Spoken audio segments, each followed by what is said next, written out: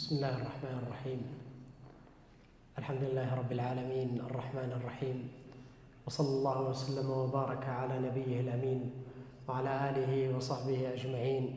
ربنا لا تزغ قلوبنا بعد إذ هديتنا وهب لنا من لدنك رحمة إنك أنت الوهاب. ربنا إنك جامع الناس ليوم لا ريب فيه إن الله لا يخلف الميعاد. أيها الكرام، السلام عليكم ورحمة الله وبركاته، وأسأل الله تبارك وتعالى أن يتقبل منا ومنكم صالح الأعمال.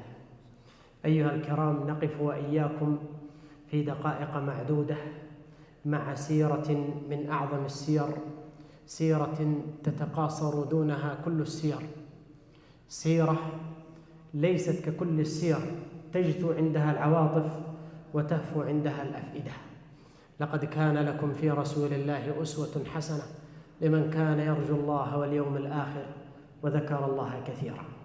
أيها الكرام، سيرة الحبيب محمد صلى الله عليه وسلم هي مدرسة في التربية والأخلاق والسياسة والحرب وفي كل مناحي الحياة. سيرة النبي صلى الله عليه وسلم هي مورد عذب زلال، أن استقيت ارتويت ومتى اقتفيت اهتديت. أيها الكرام، ما منا أحد في هذه الحياة من عامة الناس أو العظماء أو الكبراء أو العلماء حتى الصالحين منهم إلا وهناك جوانب من حياته لا يحب أن يعرفها أحد ولا يحب أن يطلع عليها أحد، حتى زوجته وأولاده. وكذلك الزوجة، هناك جوانب من حياتها لا تحب أن يعرفها حتى زوجها وأولادها، إلا محمد صلى الله عليه وسلم، فقد كانت سيرته كتابا مفتوحا لكل أتباعه إلى قيام الساعة. قال الله لزوجاته: واذكرن ما يتلى في بيوتكن من آيات الله والحكمة. فكانت كذلك سيرة النبي صلى الله عليه وسلم. حتى الصالحين من الناس الآن تجد ما يحب أن يعرف أحد بعض الأشياء عنه. يقول الإمام ابن الجوزي: إذا رأيت الصالحين فلا تظنن أنهم بمنأى عن الذنوب والمعاصي، ولكن الله جملهم بستره. لأجل هذا عنده شيء ما يحب أن يعرفه أحد، لكن الحبيب صلى الله عليه وسلم كانت سيرته كتابا مفتوحا لجميع الأمة إلى قيام الساعة. نقل من سيرته صلى الله عليه وسلم: كان النبي صلى الله عليه وآله وسلم فتى من فتيان قريش بين أقرانه، إن صح أن يقال أن له قرين صلى الله عليه وسلم، معروفا بالصدق والأمانة والإخلاص وبكريم السجايا والخصال حتى قبل بعثته. لما نزل عليه الوحي وخاف على نفسه جاء إلى خديجة خائفا وجلا، قال: يا خديجة، لقد خفت على نفسي. قالت: كلا والله لا يخزيك الله أبدا، إنك لتصل الرحم وتحمل الكل وتقري الضيف وتكسب المعدوم وتعين على نوائب الحق. حتى قبل بعثته صلى الله عليه وسلم كانت هذه صفاته صلى الله عليه وسلم. خديجة رضي الله عنها استأمنته صلى الله عليه وسلم على تجارتها إلى الشام، وأرسلت معه، وكان ذلك قبل زواجها منه، وأرسلت معه غلامها ميسرة. فلما جاء ميسرة ذكر لخديجة رضي الله عنها ما رآه من أخلاق النبي صلى الله عليه وسلم ومن صدقه وأمانته، ورأت بركة في المال الذي جاء به صلى الله عليه وسلم، فتعلقت به وأحبت أن تتزوجه. فتزوجها النبي صلى الله عليه وسلم، وكان له من العمر 25 سنة وهي أكبر منه، لكن بيته صلى الله عليه وسلم كانت ترفرف فيه السعادة والمحبة، حتى قال عن خديجة رضي الله عنها: إني رزقت حبها. ولما قالت عائشة قالت: ما غرت من امرأة مثل ما غرت من خديجة ولم أرها. وربما ذبح النبي صلى الله عليه وسلم الذبيحة وقطعها وأرسلها وقال: ابعثوا بها إلى صويحبات خديجة فإن حسن الوفاء من الإيمان. تقول عائشة: قلت للنبي صلى الله عليه وسلم: قد أبدلك الله خيرا منها. قال صلى الله عليه وسلم: كلا والله ما أبدلني الله خيرا منها، إنها كانت وكان لي منها الولد. رزق النبي صلى الله عليه وسلم من خديجة كل أولاده، ولم يرزق من غيرها إلا بإبراهيم من ماريا، أما بقية نسائه فلم يلدن له. وأول أولاد النبي صلى الله عليه وسلم هو القاسم، وبه يكنى صلى الله عليه وسلم. وقال عليه الصلاة والسلام: تسموا باسمي ولا تكنوا بكنيتي. قال أهل العلم: هذا في حال حياته صلى الله عليه وسلم، أما بعد موته فيجوز أن نتكنى بكنيته. رزق النبي صلى الله عليه وسلم من خديجة بعد القاسم بزينب، وزوجها بأبي العاص ابن الربيع، وأسلمت وهاجرت، وما أسلم إلا قبيل الفتح، فردها النبي صلى الله عليه وسلم عليه. وكان أبي العاص بن الربيع في من أسر يوم بدر، فأرسلت زينب إلى النبي صلى الله عليه وسلم فداء، فأرسلت قلادة قد أهدتها خديجة لها في يوم زفافها وشيئا من المال، فلما رآها النبي صلى الله عليه وسلم حزن ورق وبكى صلى الله عليه وسلم، ثم قال: إن رأيتم أن تخلوا لها عن أسيرها وأن تردوا لها ما دفعت فافعلوا. فقالوا: نفعل يا رسول الله. ثم أطلقوا أبو العاص وردوا على زينب ما بعثت به من فداء. ولد لزينب أمامة، وكانت حفيدة النبي صلى الله عليه وسلم.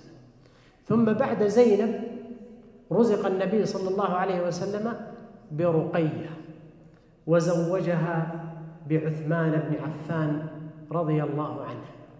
ثم إنها مرضت في يوم غزوة بدر، فأمره النبي صلى الله عليه وسلم أن يجلس معها وأن يمرضها، فجلس معها ومرضها وماتت رضي الله عنها، فضرب له النبي صلى الله عليه وسلم سهما كأنه غزا. ثم رزق النبي صلى الله عليه وسلم بعد رقية بأم كلثوم، وزوجها بعثمان، ولقب عثمان بذي النورين لزواجه برقية وأم كلثوم ابنة النبي صلى الله عليه وسلم. قال أهل العلم: ما اجتمعنا 2 من بنات نبي تحت رجل واحد من آدم إلى قيام الساعة إلا عثمان. ولما زوجه أم كلثوم لقيه عند باب المسجد في حديث أبي هريرة عند ابن ماجه، قال: يا عثمان، هذا جبريل أتاني وأخبرني أن الله قد زوجك بأم كلثوم على مثل صداق رقية وعلى مثل صحبتها. فتزوجها عثمان رضي الله عنه. ثم رزق النبي صلى الله عليه وسلم بعدها بفاطمة رضي الله عنها، وكانت كثيرة الشبه بالنبي صلى الله عليه وسلم، وكانت حبيبة إلى قلبه، حتى قال صلى الله عليه وسلم: فاطمة بضعة مني يريبها ما يريبني، يعني اللي يغضبها يغضبني. جاءت في يوم من الأيام فاطمة تقول عائشة رضي الله عنها: جاءت تمشي مشيتها ما تخطئ مشية النبي صلى الله عليه وسلم، ثم قام النبي صلى الله عليه وسلم واستقبلها ورحب بها وقبلها في جبينها، ثم أجلسها عن يمينه أو شماله، ثم لاطفها يسولف معها، ثم سارها بكلمة فبكت، ثم سارها الثانية فضحكت. تقول عائشة: فقلت ما رأيتك اليوم حزنا أقرب إلى فرح، يعني تبكي ثم تضحك في نفس المجلس. ثم سألت فاطمة قالت: ما كنت لأفشي سر رسول الله صلى الله عليه وسلم. فلما مات النبي صلى الله عليه وسلم سألتها قالت: سارني الأولى فقال: يا فاطمة، إن جبريل كان يعارضني القرآن في رمضان مرة واحدة، وقد عارضني هذا العام مرتين، وما أراه إلا قد دنا أجلي، وإنك أول أهلي لحاقا بي. فبكيت. ثم سارني الثانية فقال: يا فاطمة، أما ترضين أن تكوني سيدة نساء أهل الجنة؟ فضحكت. ثم رزق النبي صلى الله عليه وسلم بعد فاطمة بإبراهيم، صلى بأصحابه يوما صلاة الفجر، ثم التفت إليهم فقال: ولد الليلة لي ولد أسميته باسم أبي إبراهيم. قال أهل العلم: فيجوز أن يسمى الولد في أول يوم، والسنة أن يسمى في اليوم السابع.